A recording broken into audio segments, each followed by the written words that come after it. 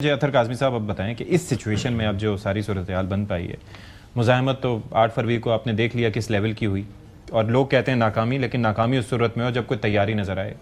As such एक impression ये गया कि तैयारी नहीं थी तहरीक इंसाफ की।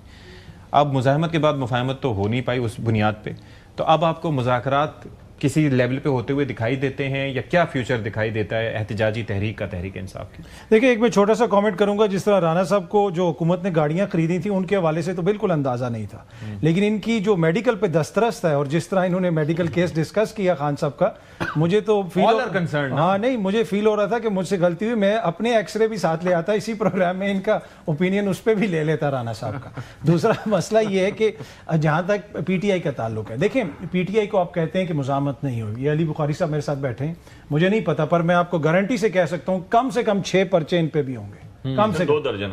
देखें 12 कोई इनका एक लीडर ऐसा नहीं है कि जिस बेचारे रोज ही इनके तो वारंट गिरफ्तारी अक्सर निकले होते हैं और बहुत सारे लोग उधर से निकले हो तो अपनी जगह ना विद इन द पार्टी इनका नाम लिया जा रहा है। एटीसी में मेरी हाजिरी थी वहां पर। अच्छा, वहां से होके तो ये जब कहते हैं ना कि ये मुज़ाहमत नहीं हो रही, जो जिन हालात से जमात गुजर रही है आपको उसको भी देखना पड़ेगा। जिस तरीके से पर्चे दर्ज किए गए 9 मई के बाद, जिस तरह लोगों को अपनी जगह है, लेकिन केपी की हद तक क्या हुआ? केपी की हद तक वजीर आला वहां पर सड़क पे नहीं आया, बाकी कोई चीज नजर नहीं आ रही। जहां पर अहम कोई फैसले होने होते हैं वहां से वजीर आला गायब हो जाते हैं, और इनकी पार्टी के लोग, वो इख्तियार वली साहब आके बरमला कहते हैं कि he is been a good boy now. तो ये भी देख लें। फिर अली अमीन गड्डापुर साहब अलग से उठ के खड़े हो जाते हैं, तो दैट शोज कि there is something wrong within the party other than these issues. कोई दो राय नहीं कि तहरीक इंसाफ के अंदर इख्तलाफात हैं। सोहेल अफरीदी के हवाले से जिस किस्म का रवैया कुछ जमात के लोगों का है वो सामने नजर आता है। अली अमीन साहब ने आके वहां पे जो इंटरव्यूज दिए वो तो लगा ऐसे कि उन्होंने हुकूमत को विंडिकेट कर दी और सारा मलबा डाल दिया। उन्होंने कहा मोहसिन नकवी तो हमारा मोहसिन है, घर का भेदी, वो तो सबसे ज्यादा तो हमारे लिए अगर मेहनत किसी ने की है तो मोहसिन नकवी साहब ने की है, तो इसमें तो कोई दो राय नहीं। लेकिन मसला ये है कि केपीके में इनकी हुकूमत है।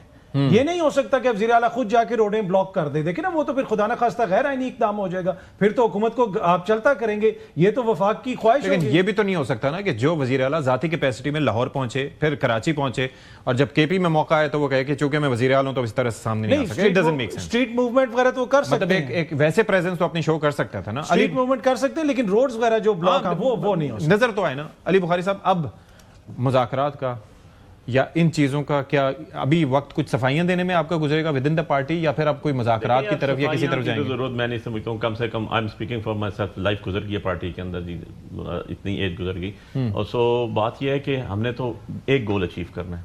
वो क्या है? That is right now at the moment Khan साहब की सेहत। खान साहब की जो असीर हैं वो उनकी बेगुनाह केसेस में उनको रखा गया। ठीक है। What goes around comes around. बहुत शुक्रिया आपका अतर काज़मी साहब, अली बुखारी साहब और राना